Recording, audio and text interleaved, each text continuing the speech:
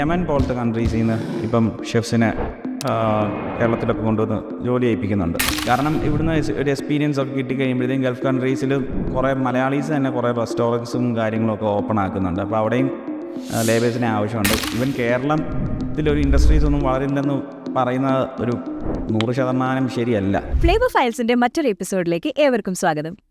കഴിഞ്ഞൊരു എപ്പിസോഡിൽ നമ്മൾ ഫുഡിന്റെ പിന്നണി പ്രവർത്തകരെ പറ്റിയിട്ട് സംസാരിച്ചിട്ടുണ്ടായിരുന്നു. അന്ന് ഓഡിയൻസിൻ്റെ അടുത്ത് നമുക്ക് കുറച്ച് ക്വസ്റ്റ്യൻസ് കിട്ടിയിട്ടുണ്ടായിരുന്നു. സോ നമ്മുടെ നാട്ടിൽ നിന്ന് പുറത്തു പോയി വർക്ക് ചെയ്യുന്നവരും പുറത്തുനിന്ന് ഇവിടെ വന്ന് വർക്ക് ചെയ്യുന്നവരുമായിട്ട് കുറേ പേരുണ്ട്. ഇന്ന് അതിനൊക്കെ പറ്റിയിട്ട് നമുക്ക് ചർച്ച ചെയ്യാം.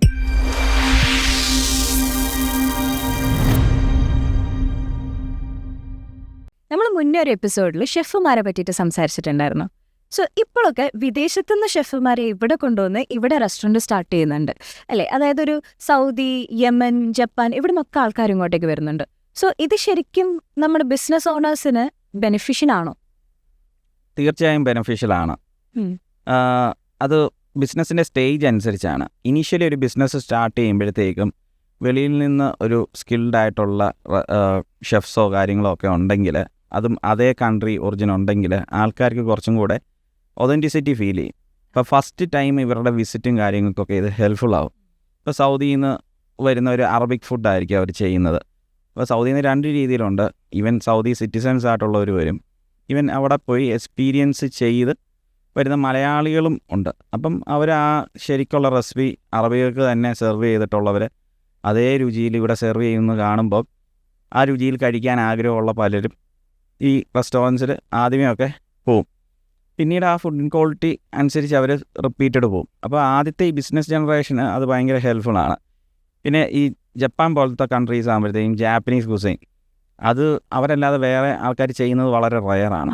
പിന്നെ ജാപ്പനീസ് അത് ചെയ്യുമ്പോഴത്തേക്കും അവരതിൻ്റെ അത്രയും ക്വാളിറ്റി കോൺഷ്യസ് ആണ്. ഇതെങ്ങനെ സോഴ്സ് ചെയ്യണം, ഇതിൻ്റെ ഫിഷ് എങ്ങനെ വരണം, ഇതിൻ്റെ ആ ഇൻഗ്രീഡിയൻസ് എല്ലാം ഭയങ്കര സ്പെഷ്യാലിറ്റി ആയിട്ടുള്ള ഇൻഗ്രീഡിയൻസാണ്.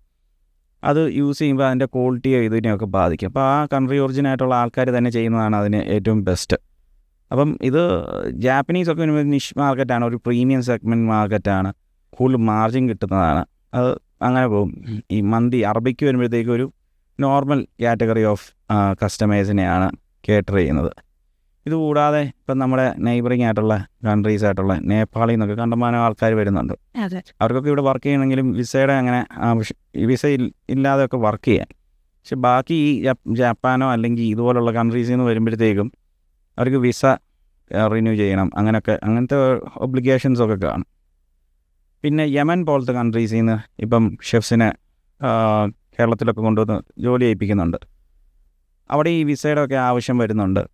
ഈ യമൻ എന്ന് പറഞ്ഞാലൊരു ഇന്ത്യക്കാട്ടിലും എന്നല്ല, ഒരു പോവർട്ടി ആയിട്ടുള്ളൊരു കൺട്രിയാണ്. GDP ഒക്കെ അവർക്ക് കുറവാണ്. മെയിൻലി ഡിപ്പെൻഡൻ്റ് ഓൺ അഗ്രികൾച്ചറാണ്.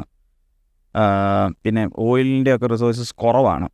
പിന്നെ ടൂറിസം ആണെങ്കിലും ലിമിറ്റഡ് ആണ്. അഡ്വഞ്ചർ കൈൻഡ് ഓഫ് ടൂറിസമാണ്. ഇച്ചിരി റഗഡായിട്ടുള്ള ടെറൈനും അങ്ങനത്തെ സ്ഥലങ്ങളൊക്കെയാണ്. Even one of the beautiful islands ഒക്കെ ഉണ്ട്, സൊക്കോട്ര എന്നൊക്കെ പറഞ്ഞുകൊണ്ട്.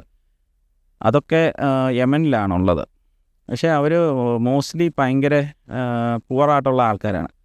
പിന്നെ അവരെന്തുകൊണ്ട് യമനിൽ നിന്നുള്ളൊരു കണ്ടമാനം ഇവിടെ ജോലിക്ക് ഇല്ലാത്തതിന് കാരണമെന്ന് വെച്ച് കഴിഞ്ഞാൽ ഇവരായിട്ട് കമ്മ്യൂണിക്കേറ്റ് ചെയ്യാനുള്ള ലാംഗ്വേജ് ഇഷ്യൂസും ബാരിയറും പിന്നെ ഈ വിസയൊക്കെ സംഭവം കൊണ്ടാണ്. പക്ഷേ നമ്മളിവിടെ ബംഗാളികളൊക്കെ കുറേ വരുന്നത് പോലെ സത്യം പറഞ്ഞാൽ യമനിൽ നിന്ന് ഇഷ്ടം പോലെ എംപ്ലോയീസിനെ കൊണ്ടുവരാൻ പറ്റും, ലാംഗ്വേജ് ഒക്കെ ഹാൻഡിൽ ചെയ്യാൻ പറ്റുവാണെങ്കിൽ.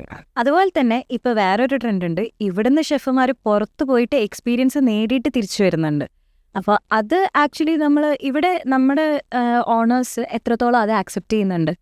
ഫുഡ് ഓണേഴ്സും കസ്റ്റമേഴ്സും ഇത് ഒരുപോലെ നല്ല രീതിയിൽ ആക്സെപ്റ്റ് ചെയ്യേണ്ടതാണ്. കാരണം ഞാൻ പറയാം, ഇപ്പോൾ നമ്മൾ കുട്ടികൾ പോലും വെളിയിൽ പോയി പഠിച്ചിട്ട് തിരിച്ചു വന്ന് ഇവിടെ ജോലി ചെയ്യുന്നവരുണ്ട്. ഡോക്ടർ, എഞ്ചിനീയർ, ഇപ്പം UK പോയി പഠിക്കുന്നവരുണ്ട്, കാനഡയിൽ പോയി പഠിക്കുന്നവരുണ്ട്. അപ്പം ചിലർ അവിടെ മൈഗ്രേറ്റ് ചെയ്ത് അവിടെ സെറ്റിൽ ചെയ്യാൻ വേണ്ടി അങ്ങനെ ഉണ്ട്. ഇപ്പം ഡിപ്പെൻഡിങ് ഓൺ സിറ്റിസൺഷിപ്പ് കിട്ടുമോ ഇല്ലയോ അങ്ങനെ മൈഗ്രേറ്റ് ചെയ്യുന്നത്. ഇപ്പം ഈ പോയിട്ട് തിരിച്ചു വരുന്നവരെ അവിടെ സിറ്റിസൺഷിപ്പോ അല്ലെങ്കിൽ അങ്ങനത്തെ ബെനിഫിറ്റ്സോ ഒന്നും കിട്ടാത്തത് കൊണ്ടാവാം അവർ തിരിച്ചു വരുന്നത്. എന്തായാലും അവരൊരു യങ് ഏജിൽ അവിടെ പോയി ഒരു സ്കില്ല് ഡെവലപ്പ് ചെയ്ത് ആ സ്കില്ല് ഇവിടെ വന്നിട്ട് മോണിറ്റൈസ് ചെയ്ത് അവർക്കൊരു റവന്യൂ ആക്കി എടുക്കാൻ പറ്റുന്നുണ്ടെങ്കിൽ അത് വളരെ നല്ല കാര്യമാണ്. പിന്നെ ഇവിടുത്തെ നാട്ടുകാർക്ക് അവിടുന്ന് ഒരു സ്കില്ല് കൊണ്ടുവന്ന് നല്ലൊരു പ്രോഡക്റ്റ് ഇവിടെ ഇവർക്ക് പ്രൊവൈഡ് ചെയ്യാൻ പറ്റുന്നുണ്ട്. തീർച്ചയായിട്ടും ഇത് റെസ്റ്റോറൻറ്റ് ഓണേഴ്സിന് നല്ലതാണ്, ഈ ഇങ്ങനത്തെ ജോലി ചെയ്യുന്ന ഷെഫ്സും അത് അവർക്ക് നല്ലതാണ്.